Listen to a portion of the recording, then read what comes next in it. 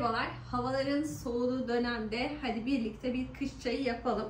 Ne yapar peki bu karışımımız? Özellikle akciğerde eğer balgam sökülemiyorsa, günlük böyle bir kırgınlık varsa bedeninizde, ondan sonra tıkanıklıklarınız var ise o tıkanıklıkların çözülmesine yardımcı olur. Bir kök. Şöyle. Zencefil alıyoruz. Ben şu şekilde biraz kırılması taraftarıyım içeriğini vermesi için. Aslında zencefili kaynatmak daha iyi olur. Ardından demlemek üzere bu karışımları koyarsınız. Hatta kuşburnuyla birlikte, çünkü kuşburnunun da meyveleri biraz sertti. Bıçakla yarın arkadaşlar. Ardından bir 3-5 dakika sıcak suda kaynatın. Kaynattıktan sonra şu bitkilerimizi demleyerek koyacağız.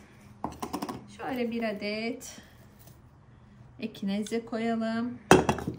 Gül hatmiden 2-3 adet koyabiliriz. Ve arkadaşlar özellikle ben böyle balgam sökmede tüylü ada çayını çok severim. Ondan da yaklaşık şöyle bir tatlı kaşığı kadar. Arkadaşlar 5 dakikamız doldu.